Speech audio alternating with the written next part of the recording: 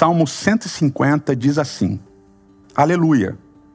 Louvem a Deus no seu santuário, louvem-no em seu magnífico firmamento, louvem-no pelos seus feitos poderosos, louvem-no segundo a imensidão da sua grandeza, louvem-no ao som da trombeta, louvem-no com a lira e a harpa, louvem-no com tamborins e danças, louvem-no com instrumentos de cordas e com flautas, louvem-no com símbolos sonoros, louvem-no com símbolos ressonantes. Tudo que tem vida, louve ao Senhor. Aleluia.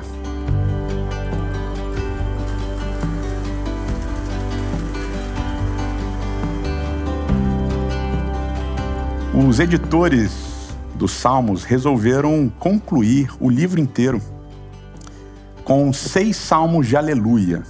6 salmos onde a palavra aleluia, ou seja, louve a Deus, louvem a Deus no imperativo. Esses 6 salmos estão nessa sequência, um convite constante ao louvor. A gente viu que os salmistas colocam que a natureza deve louvar, os reis devem louvar, os povos devem louvar. E aqui no Salmo 150 a gente tem algumas curiosidades muito interessantes. A primeira delas é que a palavra aleluia e o convite a louvar do verbo halel aparecem 12 vezes. E aí aqui a gente tem a primeira aparição logo na introdução, solitária, aleluia, louvem Yahweh, louvem a Deus. E na última linha do poema aparece novamente aleluia. E no corpo do poema vão aparecer 10 vezes o verbo halel, convidando todo mundo a louvar a Deus por várias coisas, pela criação e etc. E convidando a louvar também com vários instrumentos diferentes. E é interessante a gente pensar primeiro, obviamente, no número 12, o radical usado 12 vezes, porque são as 12 tribos de Israel. Depois é interessante a gente pensar que no corpo do texto aparecem 10 vezes esse radical halel, justamente com a ideia de que 10 é o mínimo. Na tradição judaica, 10 é o mínimo. Isso parece lembrar muito Gênesis capítulo 1.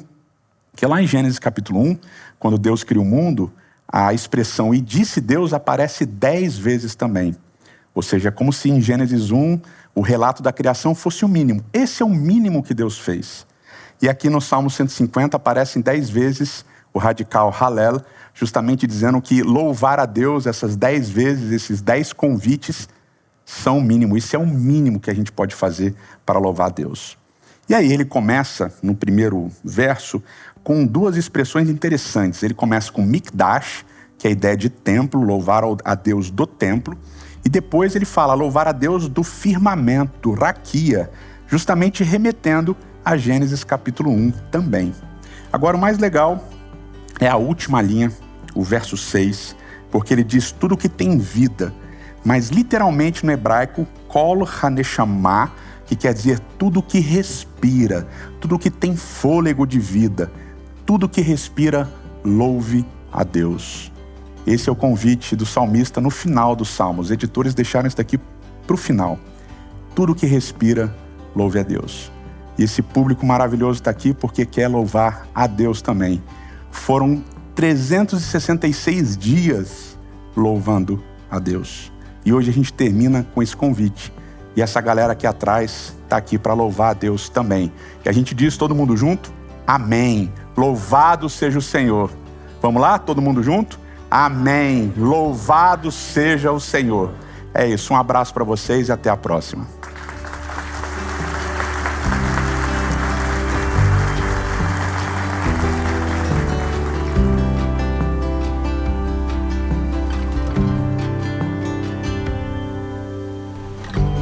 Salmos 044.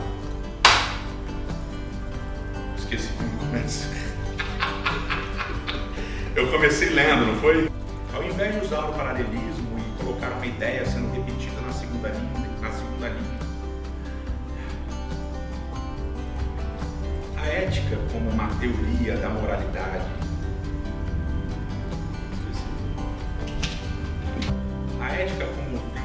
da moralidade vai considerar De novo, em uma subseção do Salmo 15 até, deixa eu começar de novo.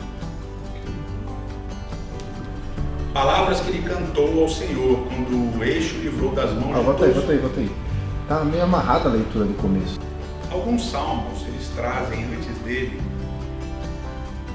Ok. Picota.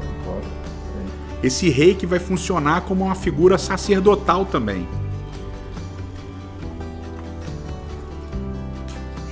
Me desconcentrou, continua.